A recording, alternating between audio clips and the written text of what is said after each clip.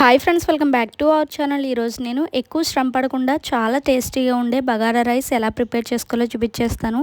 చాలా తక్కువ ఇంగ్రీడియంట్స్తోనే ఈ రైస్ అనేది ప్రిపేర్ చేసుకోవచ్చు. ఈ రైస్లోకి ఏ కర్రీతో సర్వ్ చేసుకున్నా కూడా చాలా టేస్టీగా ఉంటుందన్నమాట. మరి లేట్ చేయకుండా సింపుల్గా ఎలా ప్రిపేర్ చేసుకోవాలో చూపించేస్తాను.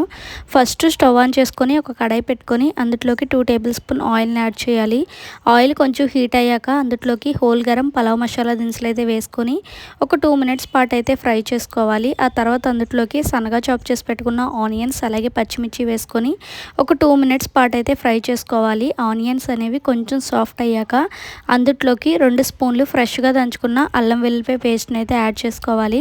అల్లం వెల్లిపాయ పేస్ట్ అనేది పచ్చివాసన పోయే వరకు అయితే ఫ్రై చేసుకోవాలన్నమాట.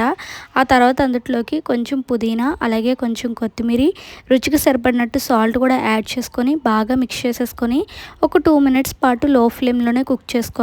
ఆ తర్వాత అందులోకి వాటర్ని అయితే యాడ్ చేసుకోవాలన్నమాట. ఒక గ్లాసు బాస్మతి రైస్కి గ్లాసున్నర వాటర్ని అయితే యాడ్ చేసుకోవాలి. ఇక్కడ నేను బాస్మతి రైస్ని అయితే యూజ్ చేస్తున్నాను. మీరు లేదు అంటే నార్మల్ రైస్తో చేస్తే కనుక 2 గ్లాసులు వాటర్ని అయితే యాడ్ చేసుకోండి ఒక గ్లాస్ రైస్కి. ఇలా వాటర్ అనేది వేసేసుకున్నాక బాగా మిక్స్ చేసేసుకొని మూత పెట్టుకొని వాటర్ అనేవి రోలింగ్ బాయిలింగ్ అయ్యే వరకు కూడా అయితే కుక్ చేసుకోవాలి. ఇంకా 5 మినిట్స్ తర్వాత మూత అనేది ఓపెన్ చేసి చూస్తే వాటర్ అనేవి ఈ విధంగా రోలింగ్ బాయిలింగ్ అవుతాయి. ఇప్పుడు అందులోకి ముందుగా మనం శుభ్రం చేసి నానబెట్టుకున్న బాస్మతి రైస్ని అయితే యాడ్ చేసుకోవాలి. ఇలా రైస్ అనేది వేసుకున్నాక ఒకసారి గరిటెతో బాగా మిక్స్ చేసేసుకొని మూత పెట్టుకొని 5 మినిట్స్ పాటు హై ఫ్లేమ్లోనే కుక్ చేసుకోవాలి. ఇంకా 5 మినిట్స్ తర్వాత మూత అనేది ఓపెన్ చేసి చూస్తే వాటర్ అనేది ఈ విధంగా దగ్గరికి వస్తుంది. ఇప్పుడు అందులోకి కొంచెం పుదీనా అలాగే కొంచెం కొత్తిమీరని అయితే యాడ్ చేసుకొని మూత పెట్టేసుకొని ఇంకొక 5 మినిట్స్ పాటు లో ఫ్లేమ్లో పెట్టుకొని అయితే కుక్ చేసుకోవాలి.